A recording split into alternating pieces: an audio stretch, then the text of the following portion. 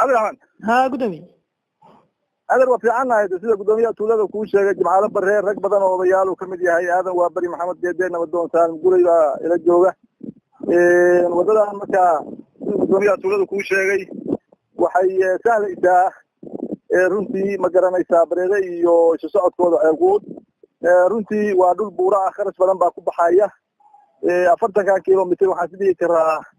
ilaa lacag $30,000 ay u baahan tahay wax gacanta uguma hayno laakiin waxaan rabnaa si isku tashi inaan ku balowno ka bacdina aan u bandhigno maamulka Puntland iyo hay'adaha maxalliga iyo kuwa caalamiga iyo shacabka guud ahaan deegaanadan ganacsatadooda iyo guud ahaan shacabka oo dhan runtii marka sidaa la socotona dhulkan waa dhul remote area waa dhul fog dhulkaana waxaa caqabado ku ah waxa weeye waa wadooyinka sidaa darteed insha Allah hadda annaga si isku tashiya waxaan rabnaa inaan hawshan ayaan u balaabaynaa insha Allah waxaan rajaynaynaa inaan haddii rabbi idmo anagoo maamul iyo shacab isku duuban runtii aad iyo aad ma garanaysaa aan ilaahay idankii ka baryaynaa in lagu guulaysto gudoomiye ka dhexgalo samaynta wadadan goorma bilowdeen qorshaheeda ilaa intee u soconayaa baad isleedahay aad baa u mahadsantahay cabdiraxmaan wadadan qorshaheeda runtii waxaanu balownay hadda 20 casho ka hor laakiin maanta dhagaxdhigii ugu horeeyay iyo shaqadii ugu horeysay sahankii waan ku jiraa insha Allah waana in la wadaagi doonaa shaqada marka sida rasmiga loo balaabay u balaabato maalmaha soo socda inaan balowna jecel lahay runtii wadadan marka waxa sida hore u xusnana nagu kalifay wadada bareeda iyo isku xiraysa ceelquud oo dheer tuulada ceelquud oo ah tuulooyinka aan xeebaha ku holayn dhulka baadiyaha ama miyiga dhaca tuulada ugu weyn ugu population badan uguna weyn runtii magaalo weyn oo la dhihi karo ilaa 700 qoys baa ku nool iyo ka badan ama badan ku xeeroon yihiin tuulooyin badan oo yar yarna hoos yimaadaan magaalo weyn oo ma garanaysaa MCS kile school kile ah ayaa runtii ma garanaysaa nagu kaliftay oo qodobka labaad ma garato waa gartay markii laga reebo maamulka iyo shacabka deegaanka ma jirtaa cid kale oo idinka caawinaysa in wadadan aad samaysaan hadda aan ognahay ma jirto laakiin waan rajaynaynaa runtii waxa weeye ninkii ma garanaysaa waxaan isleenahay haddaa balowdaan wax badan oo gacan ka siiyo waa helaysaan waan rajaynaynaa laakiin cidaan hadda kuu tilmaami karo aan ognahay ma jiro markaad eegtid wadooyinka loo maro tuulada ceelquud ama tuulooyinka kale ee dhulka fog ku yaala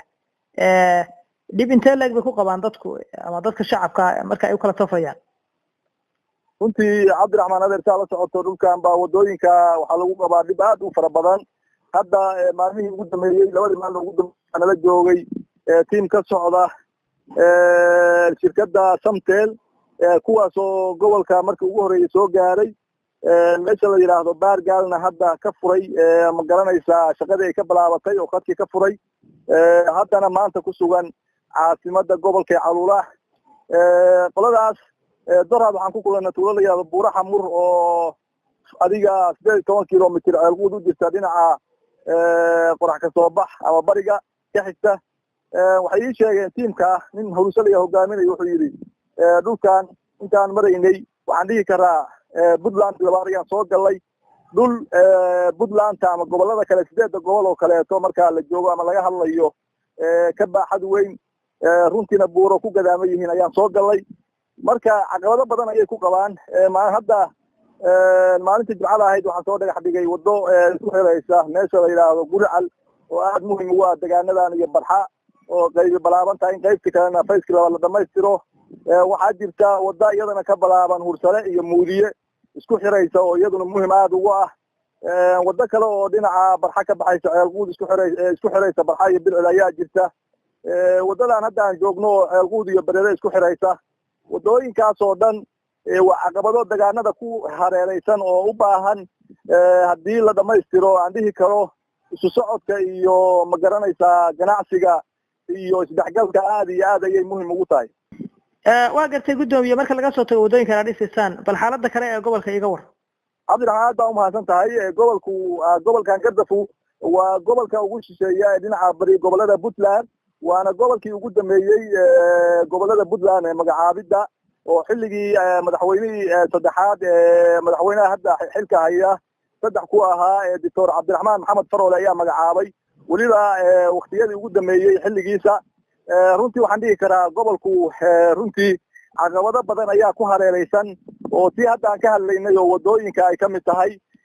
waa dareemi kadhaa maamulka puntland iyo laamiga iyo xaaladda iyo inta ay u jiraan runtii laakiin gobolka waxyaalaha hadda lagu naaloon karo oo guud ahaan ka jira waxa weeye gobolku waa amni kooxahan dhibaatada ku haya magaranaysaa degaanada oo argagixisada ahna gobolka kuma sugna gobolku guud ahaanba waa nabadgelyo runtii maamulka waxaan dhihi karaa gobolka hadda gardafu 5 degmo ayuu ka kooban yahay 5 waxxeeb bay dhacaan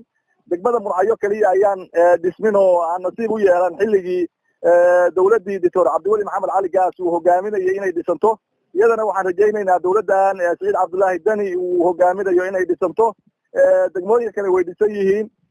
runtii intii hadda maamulkii hore uu meesha ka baxayo maamulkan cusub waa dhihi kadhaa bil iyo dhowr casho hadduu ayuu hadda jiray golihii wasiiradana aad baan usoo dhawaynaynaa madaxweynahana waxaan rabaa fursaddan qaaliga inaan uga faa'iidaysto sida uu soo xulay golihiisa wasiirada aad baan uga mahad celinaynaa iyo juhdiga badan uu ku bixiyey iyagana waxaan rajaynaynaa insha allah in magaranaysaa ay xilkooda alla u fududeeyo baarlamanka puntlandna waxaan ugu baaqayaa inay magaranaysaa codka kalsoonida siiyaan golaha wasiirada si magaranaysaa ay shaqooyinkoodii si degdega ula wareegaan runtii maamulku wuu shaqaynayaa shacabka gobolkan reer gardafu dhibaatooyin ayaa waxay ka haystaan dhinaca